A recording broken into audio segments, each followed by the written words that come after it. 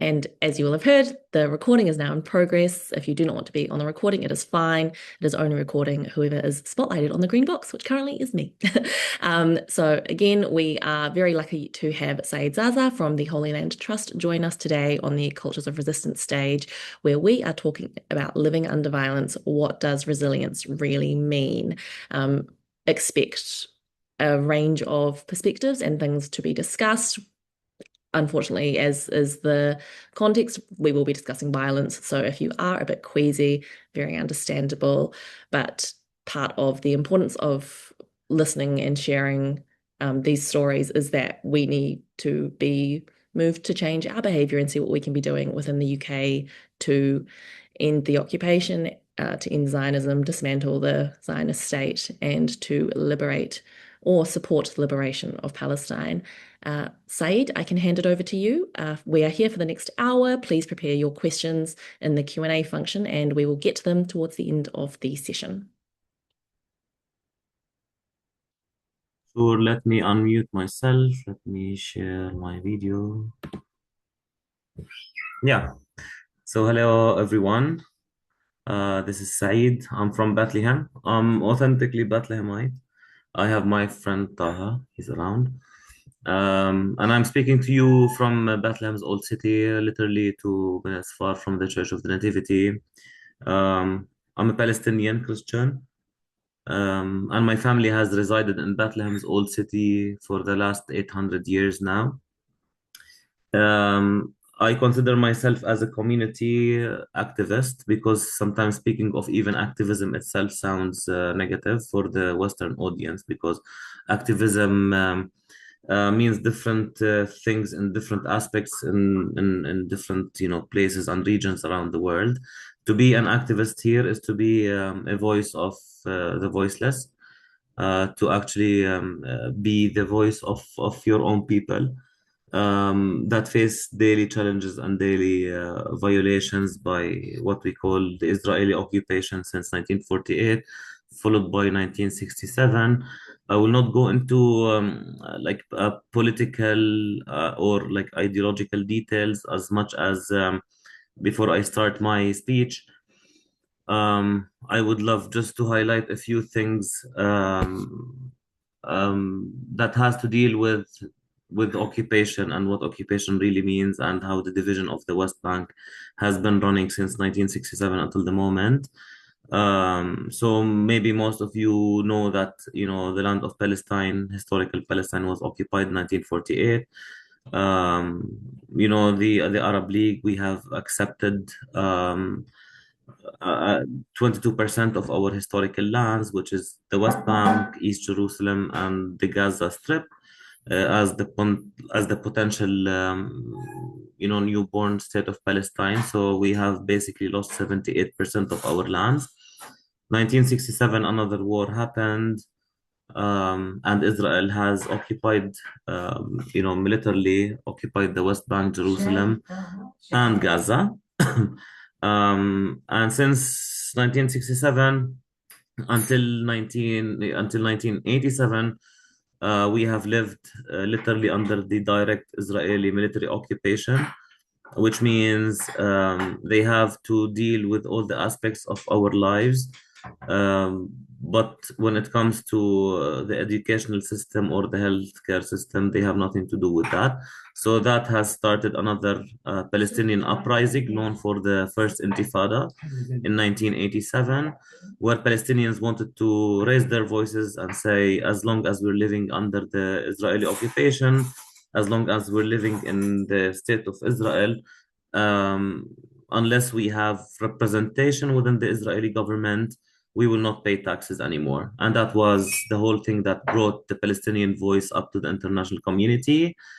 By the end of the first Intifada in 1998, 1990, the Oslo Agreement, the whole thing between Itzhak Rabin, Yasser Arafat, and Bill Clinton has started, ending with the Oslo Agreement, 1993, 1995, which basically this agreement has brought Palestinians and Israelis to sign the first agreement together, to to admit the rights of each other, to recognize them, two people living side by side in two different states, in peace and recognition.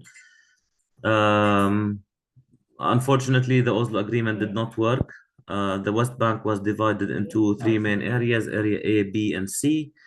Area A, which is 10% of the West Bank, is fully controlled by the Palestinian government when it comes to all the aspects of life, including healthcare system and education.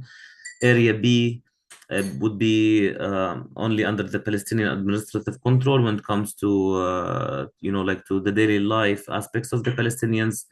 Um, Security would go for Israel, and then Area C, which is basically 68 to 72% of the West Bank, would stay under the Israeli administrative and security control until the 5 years of the Oslo Agreement to take place, and all areas will be shifted into Area A's, which means a Palestinian independent state on 1967 borders. This is what is known for the Green Line, including East Jerusalem and the Gaza Strip. Nothing of this has happened. Palestinians between 1995, the Oslo Accords, until the millennium, we have faced more and more challenges, more and more violations on the ground, more and more division, including the Israeli apartheid wall, checkpoints, and division between Palestinian and Palestinian communities in the West Bank itself, leading us to a moment where now the moment we're living in is complete division. The West Bank is not only divided between within checkpoints between the Palestinian territories themselves, but as well as permanent Israeli military gates. We have more than 290 military gates that basically divide Palestinian cities of cities, villages of villages, societies of societies, communities of communities. So basically, Palestinians now in the West Bank are living in ghettos, and the West Bank is being filled and filled. More and more lands are being confiscated for the sake of the Israeli settler expansion. Um, Palestinians have always suffered from the settler expansion issue, but we have been witnessing it more with the current Israeli settler government led by Smotrich, Ben-Gvir, and Benjamin Netanyahu, where settler colonialism became uh, public, with all what it brings with it of violence towards the Palestinians, of limiting and restricting the movements of the people between their cities and their rights to commute to their work and back to their homes, including arming more than 200,000 Israeli settlers within the West Bank by Ben Gvir. So basically, the current reality that we are living is in at the moment is complete division and complete disaster. I wouldn't say that there is still what we call Area B, because Area B is being also part of Area C, where settlers can also have the right to come into, destroy homes, kill Palestinians, restrict their movement, and expand their settler colonialism more and more. What I am here today is mainly to speak about living under violence on daily basis, what we do as Palestinians, where do we get our hope from, and what do we do? What is our what are our interventions as activists, as civil society, and as well as the international solidarity. So in the West Bank, I'll not include Gaza in my talk today because it's a completely different story. Palestinians are living on daily life challenges, and when it comes to daily violence, to live under violence for me is not like one event in your life that will only end by its end. It's not like a one moment that you will just get traumatized from. um, it becomes part of our life, unfortunately.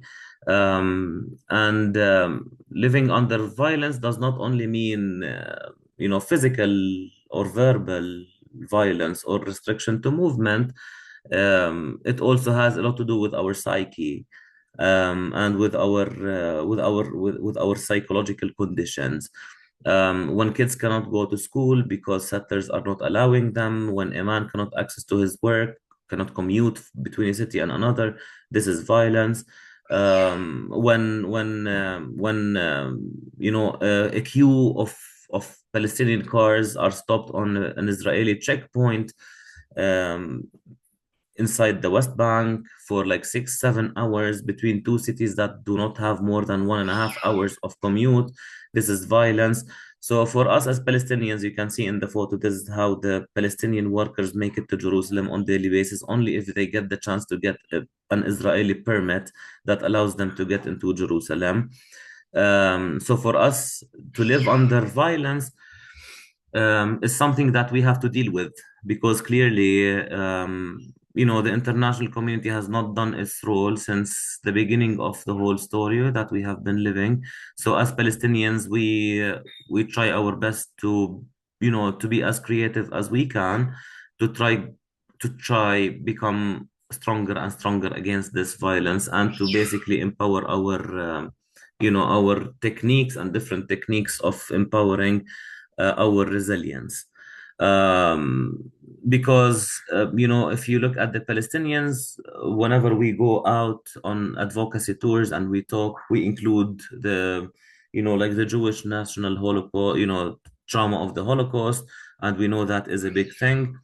But we cannot ignore that the Palestinians, as a collective, we have been living under what we call the Palestinian national trauma since 1948 until today, because it's still ongoing. It's not a matter of 1 or 2 years that a war happened and an occupation happened and then everyone lived happily forever. We're still living and paying the price of the daily trauma that we're living. If we look at the Palestinian kids, and we look at kids in different parts of the world, you'll not find the same interests, the same hobbies, even like the same childhood interests. When we talk about our kids, we say our kids, grow up faster, because they have to deal with things that they do not have to deal with as kids. And they witness things that they do not have to witness as kids. If you put yourself in the shoes of the Palestinians, we have daily arrests, we have daily assassinations, we have daily violations, we have daily Israeli raids within our Palestinian cities, homes, and villages. Um, and like the biggest witnesses would be for that is the Palestinian kids that shall not see this at all. But unfortunately, they see it, they live it, and then it becomes normalized. They just have to deal with it. They have to live with it as if it is normal. So that's why we say, the story of the Palestinians is not only a story, it's a daily life, and Palestinian kids will have to deal with that on daily basis. Unfortunately, because of the rapid, moves of the Israeli government, settler expansion and settler violence, we do not even have time sometimes to think about the psychological effects that our kids would live. We would just empower them to keep on going, to keep on taking their school bag and go to school the other day. Um, there is also like a myth of resilience, because it's not something that human beings we are actually um, we have it built in for sure, because we always have to adapt and we always have to deal with what is going around us, and we have to live at the end. But everyone says Palestinians are resilient, they're perfect, they know how to deal with it. We don't know how to deal with it, but we just live it. And living under daily Israeli occupation, where you don't have even control on your own water, your electricity, your time. Time is money, and we don't have any control over our time. Water, we buy our own water from Israel. If they decide to close the pipes, we do not have water for 50 days sometimes. So is resilience silence? That's a big question. Is resilience kind of normalizing for the Israeli occupation. Actually, it is not. Um, but because we do not have any other way to do, um, we don't like throwing stones and we don't like to bomb ourselves. Speaking of nonviolence, I believe even the terminology of nonviolence, we know it because we know what violence is. Otherwise, we don't know what nonviolence is about. But only because we know what violence is, we know what violence sounds like. We know what is nonviolence. And Palestinians are basically people who are nonviolent and people who want to reach their fields, want to keep on going with their fields, with their olive trees, and with the lands that they own since they were kids. Um, my main problem with the terminology of resilience, because sometimes we feel overwhelmed even by the international activists or the international community with the terminology of resilience, because sometimes it can become a burden because it can be romanticized. Um, Men will not cry, kids will not cry, and mothers will keep on going. They will empower themselves with whichever thing that they can get empowered from, um, just to keep their families going. Um, and for me, it becomes, what we're living at on daily basis becomes like anesthesia.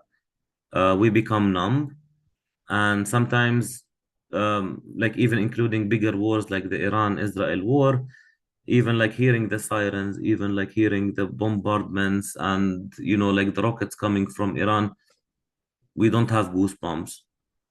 And for me, that is also part of the bigger story when resilience becomes a burden, and we think that it is fine, and it is fine that our kids are strong, and we say it like the Palestinian kids are strong, the Palestinian people are strong. We are not. We are just normalizing our situation with what we're facing on daily basis. So is it survival? Is it coping? And what resilience really means, because like to survive is only to get your basic needs as a human being, but to be resilient is to find creative ways to get out of the daily challenges that you get on your daily life. So maybe I will just share bits and pieces of how we create hope and how we transform trauma into hope as an organization. We work on three different fields. When we say about resilience, we put three different pillars: advocacy, transformation, and rapid response. When we speak of advocacy, we speak of awareness. Awareness is whether by bringing and inviting internationals to come and visit Palestine and see and take first-hand stories. When we go on Area C and we see and we witness the violations of the settlers and the Israeli army on daily basis, and we ask people to really advocate for those stories, or by like different platforms, just like the one we're having at the moment, where we share the stories of our own people, where we become the voice of the voiceless. And when we speak of transformation, we speak of expression. For us, it's really important as as an organization to work side by side with the Palestinian community, including the Palestinian kids, women. That's why for us, as a creative organization, for us, it's really important to do and try different methods and techniques to work with the Palestinian kids. Um, not, like not to prevent them of having traumas, which they will have, by default, but just to try preventing them of having those traumas become bigger and bigger. That's why we use art as like as a kind of therapy. We use art therapy with vulnerable Palestinian kids in different areas around the West Bank, including Bethlehem and southern Hebron Hills. As well as we try our best to actually create job opportunities for women, in which they can have things that they can do at home, and we support them and help them to market their products locally and internationally. And we have the bigger project, which is all about action, which we call the rapid response. Rapid response has to deal with things that we do not expect to happen, which means the unexpected violations that Palestinian communities in Area C can face by the Israeli settlers on daily basis. Sometimes it's about destroying a home, sometimes it's about evacuating a whole community, sometimes it's about stealing, sheep. Sometimes it's about stealing people's properties. Sometimes it's about stealing people's things. So it's things that we do not expect, and that's why we call it rapid response, in which we try to cover as much as we can from the losses that people have. Not only because this is our duty to help our people, it's because of the Palestinian Authority's failure to do so, as well as because we want to, um, to create this field of, you know, non-violence response. Because when you lose your home, when you lose your father and mother, um, human beings will just react, and we know what the reaction would be. So for us, if we can, contain those feelings and emotions, if we have psychological first aid, as well as, trying to create a different reality for the family, we show them that first, they are not standing alone. We are here for them. The support that comes from the international communities shows them that basically you're not standing alone. So we're trying to do whatever we can to help you stay in your land and actually create a different reality. So as I said before, for us, art is the main thing that we focus on in our work. Because I believe that art is the only language that everyone understands, whichever our language, ethnicity, background, whatever it is. Art for us is the language that everyone understands. And if we look at kids, through art, they can express themselves better. They can release what they have without needing to talk about, like a bitter event that they have faced the very other night. Through theater, through music, through painting, kids can show, like they can really express themselves and what they have inside. And our psychological intervention would be like really leading them into a different path. Um, Speaking of the Palestinian, like the Palestinian youth, we are hopeless. If you just survey, like go and survey Palestinian youth in universities and, like in the streets even, you'll find the dream of every Palestinian youth is to leave this place and to find better opportunities outside. Although the Palestinian people are the most Arab educated people for the last 35 years until today. Palestinian Bedouin kids go to school. Everyone go to university, because for us as Palestinians, I believe with the different events that we've had in our lives, we believe that education is the only way out, and like equipping yourself with bachelor's and master's degree, it would be the best way to really have a better life condition. But for Palestinian youth, they do not have any vision in here. And this is also part of the Israeli policies and laws that really want to pressure us all to leave this place. So for us, creating safe spaces for youth to come together, to share, and to try to take it on our own to find the best way actually to create those safe spaces for people to talk and to try to fund even projects that they have. We believe that this is our duty. Um, I just want you to look on the screen and just to ask yourselves, like those questions. And I believe that, speaking of resilience, as I said at the beginning of my talk, speaking of resilience is different from a place to another. In our reality, it's different than the British reality, or the Irish, or the Indigenous American, or the Ukrainians at the moment, or the Iranians at the moment. For us as Palestinians, resilience is resistance. Um, to be able to, to make it to your work, to your school, to be able to fund your daily life needs, that is resistance. Um, the Palestinian dream was big, like long ago, an independent state with a capital.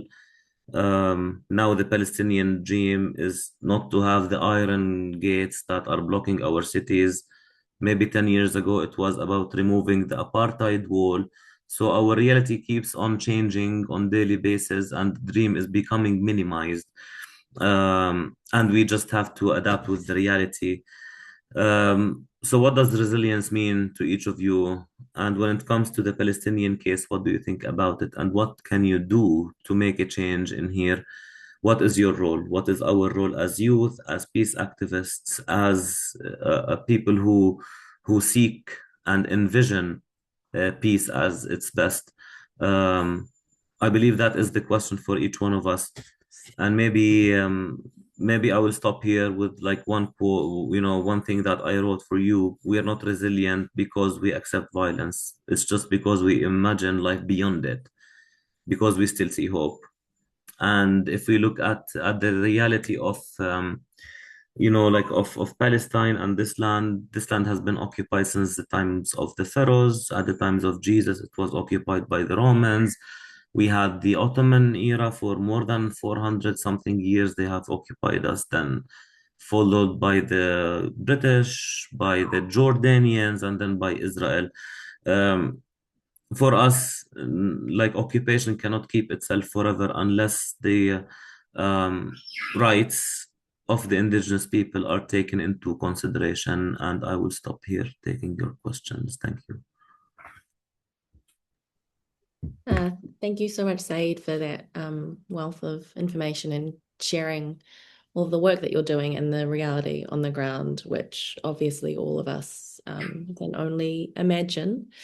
Um, I'm opening the floor to questions from people. You can pop them in the chat or in the Q&A function, and Said will answer them as best he can. I think he's given us a lot to think about, especially on the topic of resilience, and what our role is in supporting the sumud, the steadfastness of the people of Palestine on their path to the liberation that will come from their own resistance, and our role in supporting that too. I think for me, it was really interesting hearing about the programs that you're doing at Holy Land Trust and how you're developing the resilience and the creativity of young people to develop beyond, to develop their imaginations in what is particularly trying set of circumstances and contexts that children should never have to exist in. I think we can all agree that children should be free. Saeed, would you like to maybe share any specific stories of young people who you've worked with that you've been really impressed by, or their work has really moved you, or just anything while we wait for some questions to come in from the Um, audience at all? yeah, yeah, we can wait for questions to pop up. But like for me, because I also come from an artistic background, like I'm a theater playwright and director, and for me, since the beginning of the genocide of like the genocide in Gaza until this very moment, I have been implementing different projects to support the resilience of artists, because the whole artistic field disappears in Palestine throughout genocides and wars. You will not find concerts or like theater productions, whatever. So for us, since the beginning of the genocide until the moment, we have supported more than 40 artistic initiatives in the West Bank and in Gaza. And one of the things that we have been working on, which my friend Taha here is part of, is training of trainers. We have been working closely with a beautiful professional art therapist. Her name is Karina from Austria. and we have a whole year of working closely with Palestinian artists slash social workers to empower them with different methods and techniques that they can use with kids that face daily violations by the political situation, which means settlers and army. Um, and by the end of this training in October, this whole network of artists and social workers that we have created, like all around the West Bank and in Gaza, they will start implementing projects that has to deal with therapy through art in different areas in the West Bank, from its north to its south, including East Jerusalem and the Gaza Strip. Um, and as well as we like in the in those dark days that we live in, we also sometimes function as like as a charity. So we have been as well supporting more than 400 families around Bethlehem, because Bethlehem's economy depends on tourism and labor force in Israel. 75% of our economy in Bethlehem depends on tourism. And since COVID-19 until the moment, we have not been receiving international visitors. Bethlehem receives more than 3 million visitors a year. And so we don't have tourism, as well as we do not have labor force in Israel, because people are not actually getting permits from the Israeli side. So Bethlehem is collapsing. So we have been supporting more than 400 families with their basic needs when it comes to covering bills, to pay children tuition in universities and schools, to give them monthly food coupons and groceries that they can just go and shop. So we adapt to the reality. This is what I spoke about resilience before. It's adapting to the current reality. We do not implement alien projects, so we do not come like to southern Hebron Hills and we say like, wow, it's really good to build a school here. Unless we listen to the community and to listen to their needs, we do not implement projects. We implement projects according to their needs. So only 2 weeks ago, and I've shared that maybe some people have received that on the WhatsApp group. Some people are on the WhatsApp group. We have implemented a clinical caravan in an area that's called Al Khair. And I can write it down in the chat down here. It's a little village down there in Masafir Yatta in southern Hebron Hills. They face like crazy daily violations that no one can actually live in and take on daily basis, but they are really resilient. We learn from them. We, as activists, we really learn from them. So they asked us if we can support them with a clinical caravan, and thankfully we could implement and install a caravan for them, fully equipped with all the needs, all the medical needs.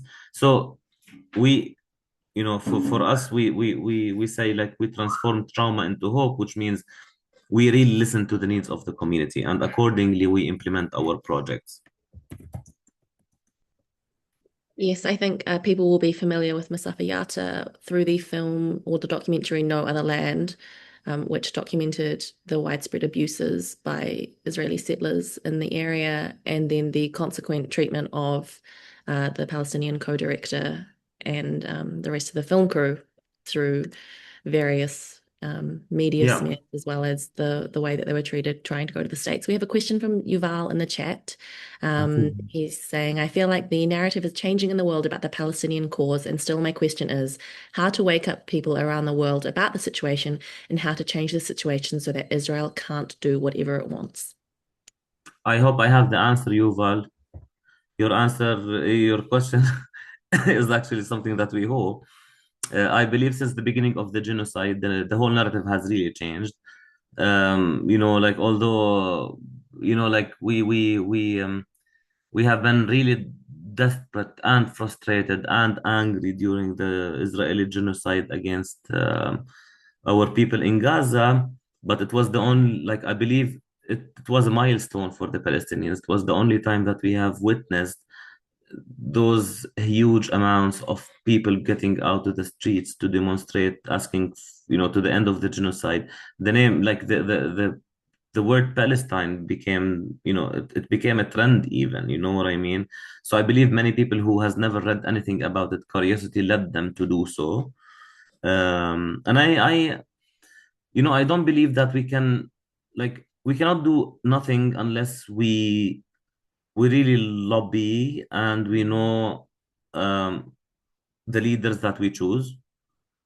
And unfortunately, at a moment now where we see that dictators are ruling the world, and unfortunately we choose them. Sometimes we don't, but I mean, unless a collective change has happened, and we really know whom to choose as leaders, that they can create pressure on Israel. What we can do on smaller scales, advocacy, like creating more and more of such meetings like those, boycott campaigns, with all like not only the Israeli goods, but also like the Israeli platforms that are on the social media, as well as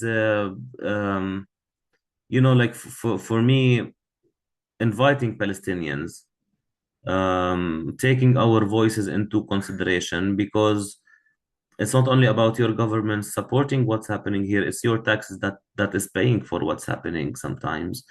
And and so you become part of it, even if you don't want to be part of it, but you're part of it. um, so for me, like, creating more lobbying and advocacy, um, boycotting the Israeli goods, having more Palestinians on board, to talk about our current realities and about the daily challenges that we are having. Sometimes it's not enough to share something from Instagram or Facebook. Your authentic voice is more important, because it is what you're feeling. It's not the other person's voice. You know what I mean? So your authentic voices are needed, and our voices are needed within the platforms that you have. Um, and supporting Palestinians, supporting Palestinians do not mean that like you need to donate money for Palestinians. We are not poor, but we are driven into poverty by the Israeli system. Not having water, not because we don't have water, it's because we don't have access to water. Not having, good roads, it's not because we don't want to have good roads, it's because we don't have access in Area C to pave our roads. So for me, it's not like even considering support of the Palestinians, whether by financial donations or whatsoever, should not come from a space of, you know, empowering our victimhood. We're not victims. We are victims of what's happening around us, but I don't want my people to uh, to start enjoying the victimhood. Like, the feeling of it will drag us to a point where we will be stuck, just just like how our cousins are stuck within the victimhood that they have. And I don't want any other nation to pay the price of what I have suffered. Yeah, I think you've touched on something really important in the inherent white savior nature of anti-imperial work, especially in Palestine. And we see the way that people are infantilizing Palestinians and behaving as if they can't be their own liberators, when in reality we are the ones. It's our taxes paying for the destruction of Palestine and the occupation. And as you've said, Palestinians are intelligent, they are resilient, they have all of the tools and some wood necessary to free themselves. It's actually our Western cowardice. So we are never going to be the ones to save Palestine. We are always going to be the ones to amplify and do what the Palestinians ask of us.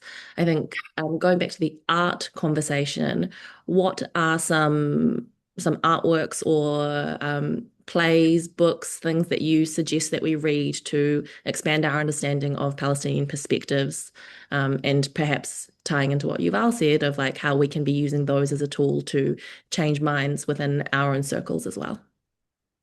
Sure, I can recommend some books. I don't know if you have like a circle of like a WhatsApp network or whatsoever. that I can also like send you some links. But I would like for people who are not really familiar with the word occupation and like the whole thing about the Zionist movement in Palestine, the first book that people should just go and read is The Ethnic Cleansing of Palestine, um, for Ilan Pappé, professional Israeli historian that has written everything that you need to read about it. And then there are many, there are different platforms that are even promoting for Palestinian artists when it comes to to poetry, to novels, to theater. Palestinians also travel. We are travelers, and there's many Palestinian musicians and theater artists that make it to the UK, to Germany, to the US. Go and attend, go see what they're trying to tell you. So there are many things that I can share with you. Maybe I can send to Heidi, and maybe she can circulate some links around for really like good things that you can read, and you can also empower your narrative when you talk to people that say there's nothing called the occupation, or Palestinians are only terrorists. I mean, you can see two people that are not terrorists at least. Yeah, we in the UK have a very special relationship with the definition of the word terrorism. Yeah, yeah. Like for me, Trump is a terrorist. Yes. Uh, Benjamin Netanyahu is, Putin is, like those, like, like the Western media like to westernize everything. So suddenly Jesus becomes blonde that has blue eyes, although he was born in this region, so he will just be like, he will be hairy and brown. Santa Claus, Saint Nicholas is a Turk that lived in Beit Jala, our neighbor city, just right here. He would be the same. And also, like, like just the stereotype against Muslims and the beards, this would this would be how the terrorist really looks like. But no, like a terrorist can just give an order sitting at the office wearing the best suit that they can and just give an order to, like to burn Hiroshima and Nagasaki. Mm. That's simple. So it's only Yeah. about stereotyping, and yeah, just people have just to open their eyes to learn more. Like Mm. it's always important to challenge your own narrative. Otherwise, you leave this life and you just don't learn nothing. Mm.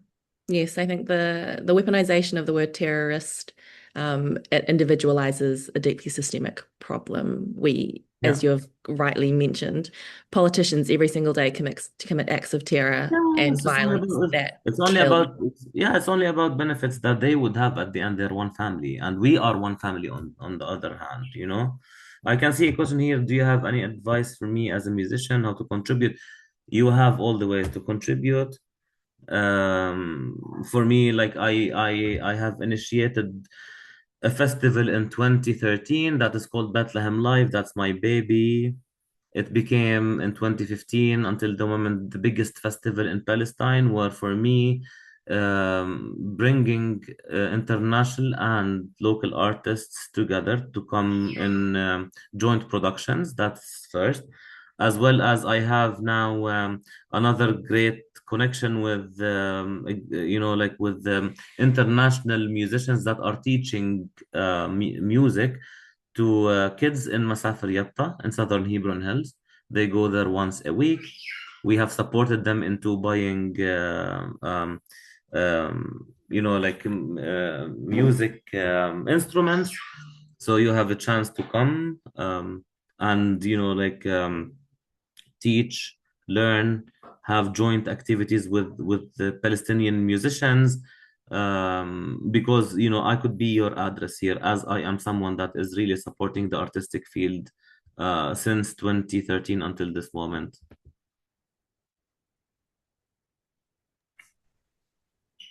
Yeah, do you have anything else? So Phil has asked, what kind of things do you do to help with everyday living? Do you have a personal philosophy or spirituality, Saeed? For me personally,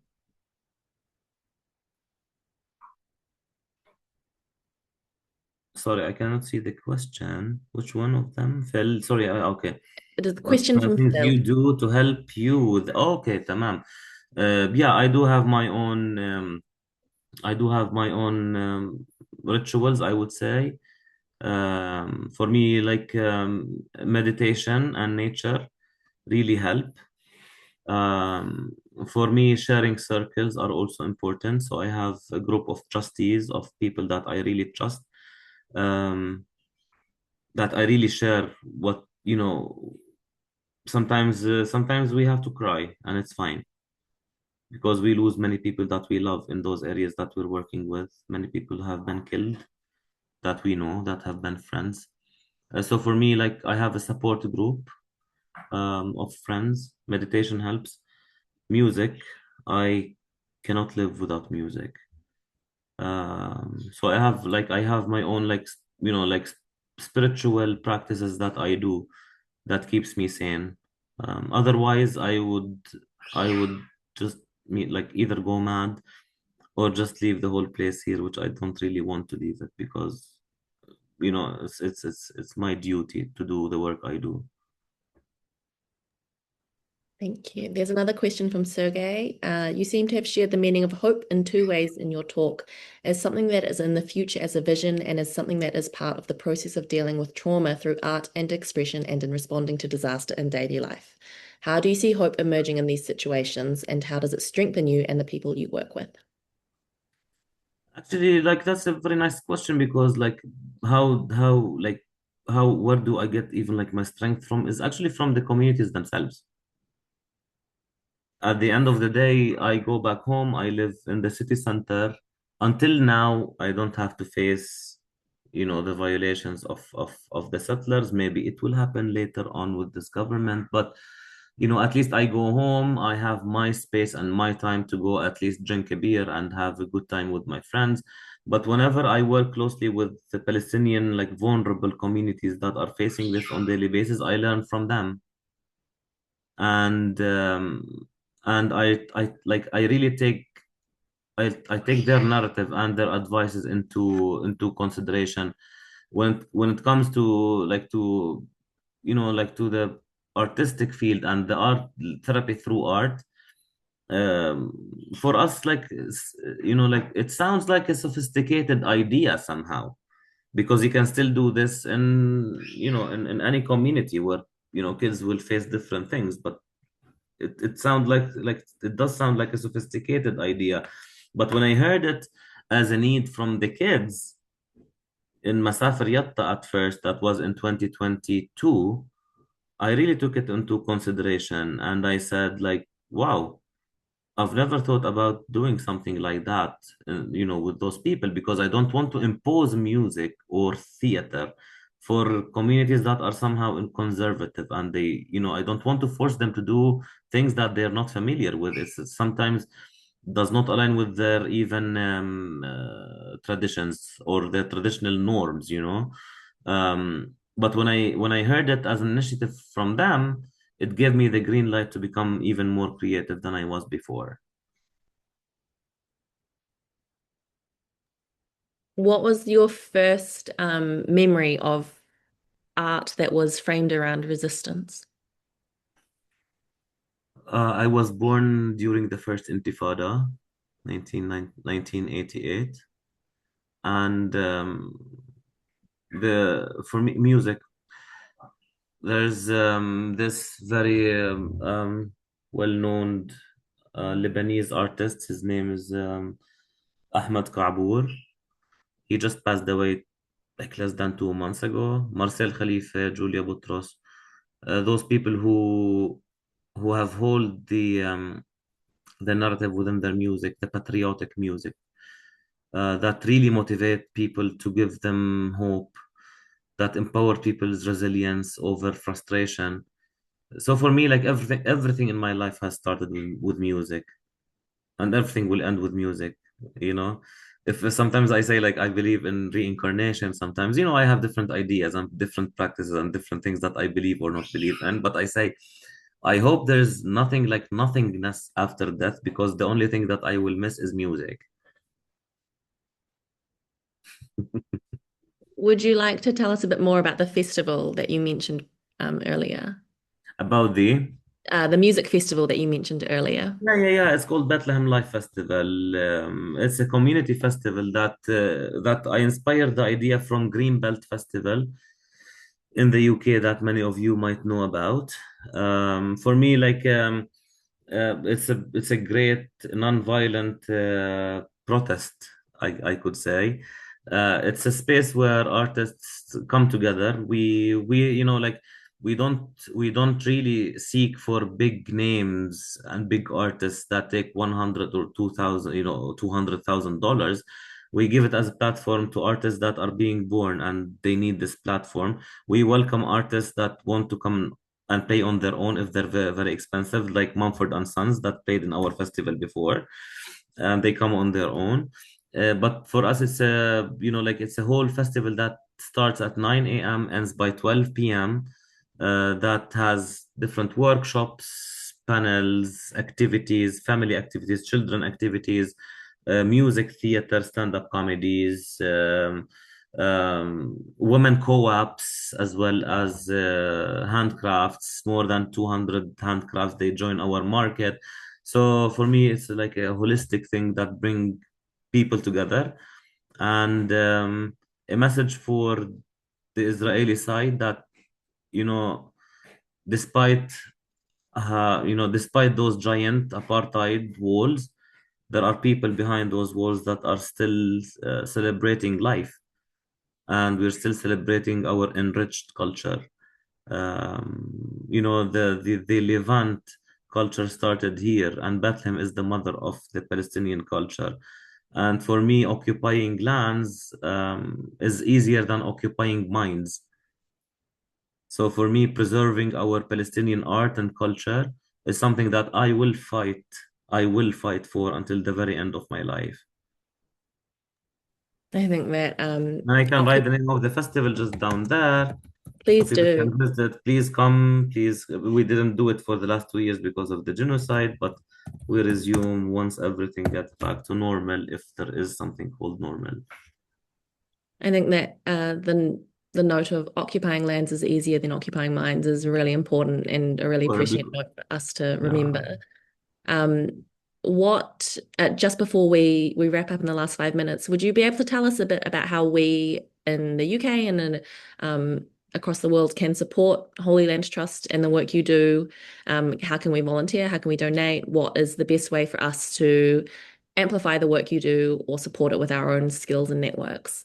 Help us raise our voices. Invite us to more and more platforms, even if it comes to universities, church congregations, communities. That's first. When things get back to normal, somehow come and visit us. At Holy Land Trust, we do have a department that's called Travel and Encounter, which functions to some extent as a travel agency, where we invite people to come and really to really live Palestine, a way of visiting dead stones like churches and holy places, but to visit the living stones ourselves, people, people that are really working, and people who are really facing daily challenges, and as well as check our website and see which interventions you would love to support. Sometimes financially, sometimes people say, I want to come and give a workshop. That's also fine. That's also supporting. That's also a kind of support. So just be around us. And don't work exclusively with Holy Land Trust. Just consider working with Palestinians. We're creative. Unfortunately, we're not really good with times. We're not on time sometimes, which is fine. But when we do our job, we do it perfectly, I promise. I think we'll allow you to be on Arab time. It's fine. That's We've fine. It's a stereotype. It's a stereotype. we've spoken a lot about the nourishment of your mind and your soul. My last question to you would be, what is your favorite Palestinian dish to eat? And Taha, you can answer this question as well.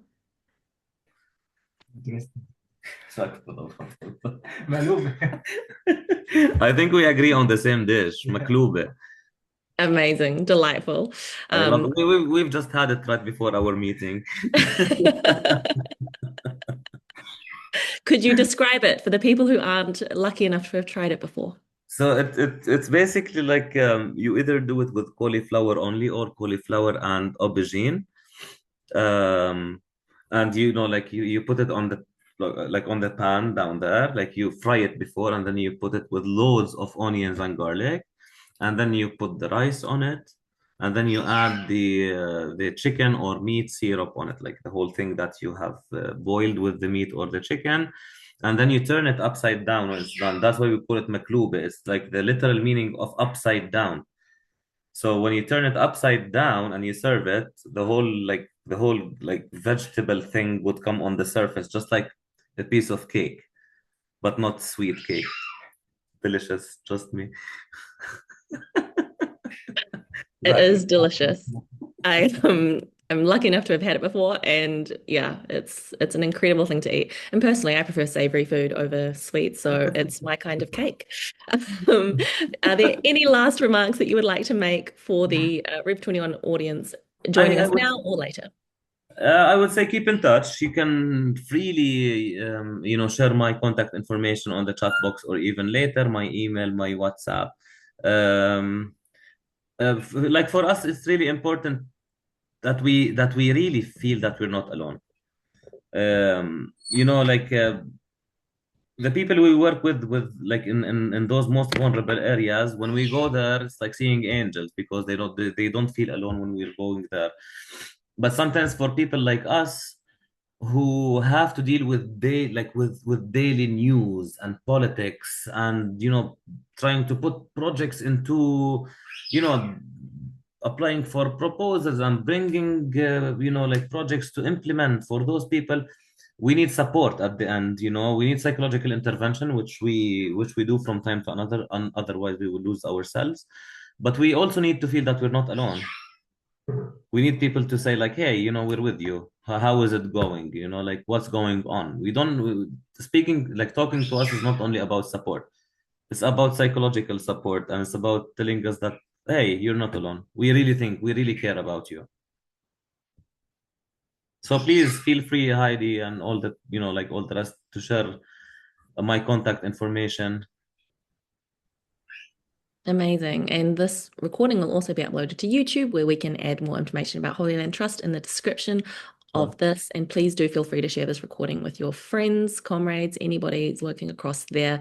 I think this has been a really enlightening and educational chat. I've felt really inspired, empowered, determined to make some change. I think we all agree that from the river to the sea, Palestine will absolutely be free, and we will all do one tiny act of resistance wherever we can today, tomorrow, every day until that happens. As Yuval said, shukran habibi, thank you so much for your samut. shukran. And I think Yeah, that is the shukran. perfect way to end today's session. So shukran, and we Shukran. will Yeah, thank all you very much. hopefully we get to visit you soon in a free Palestine. Inshallah. Thank you. Inshallah. Thank you very much. Thank you.